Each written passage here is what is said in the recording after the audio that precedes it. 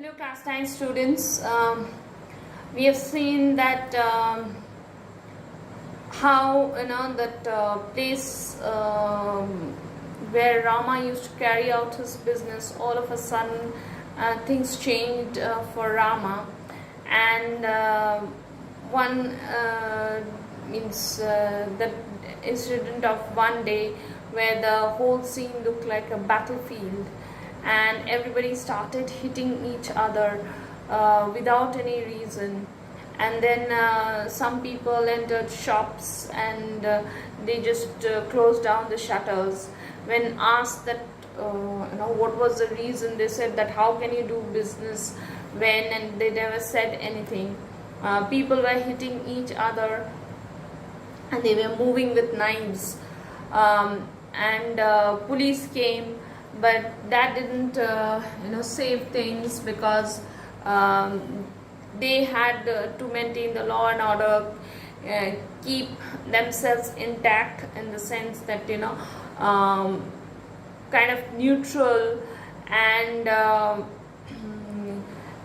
they had to also save the people who they found victims, and that also created an anger.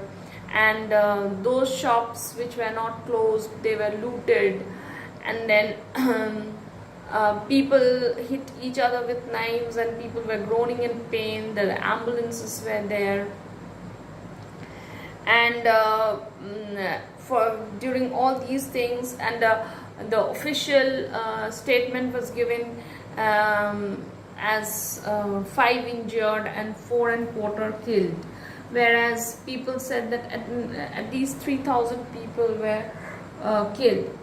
So there was a lot of anger also in the people, and Rama, when all these things were going on, Rama had hid himself inside a culvert.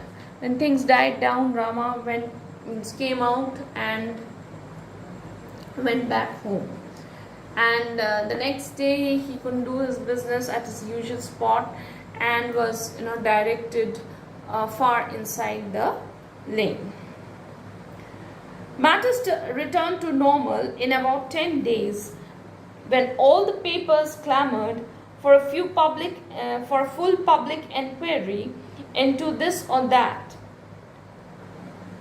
whether the firing was justified, and what precautions were taken by the police to prevent this flare-up, and so on.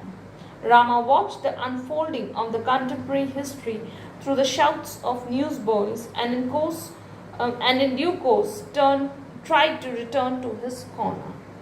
So what happened?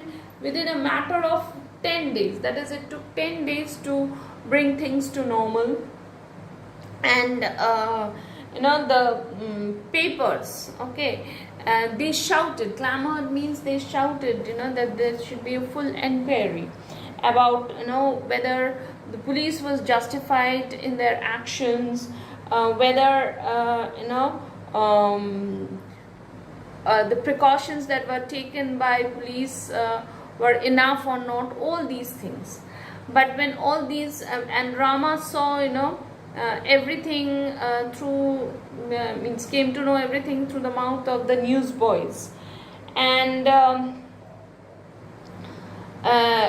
he tried to, but he was not bothered about all this. He was more interested to get back to his usual spot to do his business.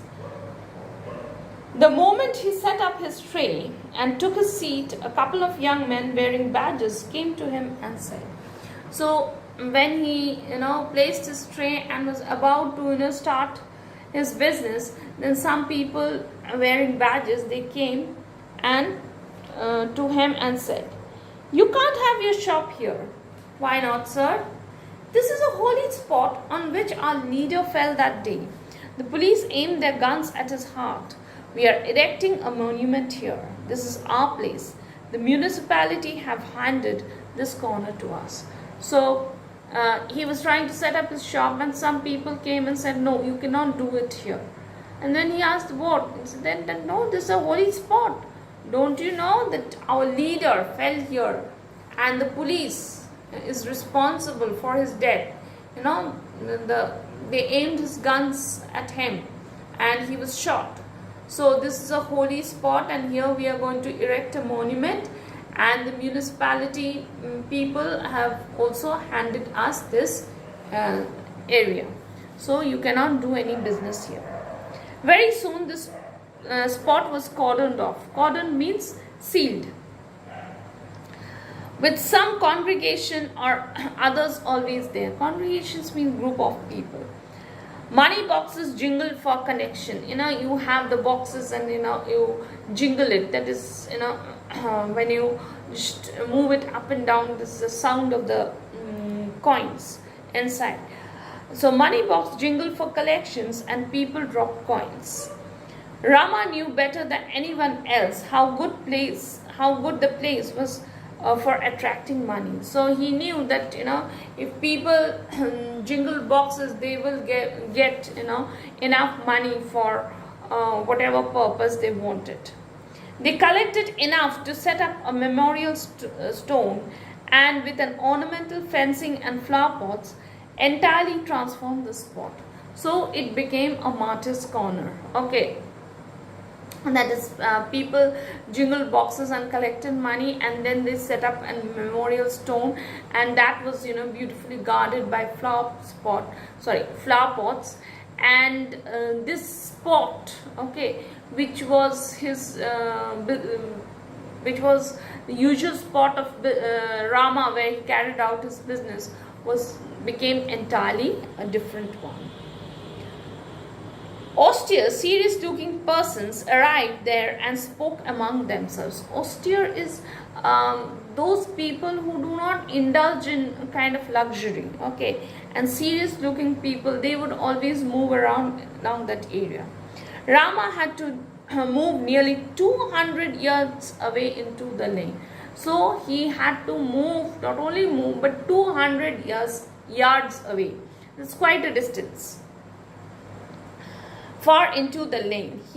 It meant that he went out of the range and vision of his customers. Yes, 200 yards inside means his customers would hardly know that he is there. Okay, so he fell completely on a blind spot. He fell on their blind spot. There here means the customer's blind spot. The cinema crowd emerging from the theatre poured away from him.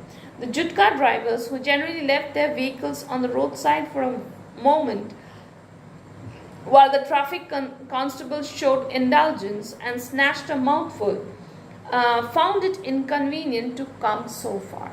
So neither the cinema crowd, nor the jutka drivers, nor the traffic constable, none of them came to Rama. The boot boys patronized a fellow on the opposite footpath, the scraggy pretender whose fortune seemed to be rising. So that scraggy pretender who used to do business before Rama came, his fortune seemed to be rising because he was at a spot which was easier for people to access. So that's why he was doing a good business, and his fortune seemed to be rising means he was becoming more fortunate, okay, in that way. So we find that how this one incident changed a happy life of Rama into a sad one. Thank you. We will do the remaining portion of the chapter in the next class.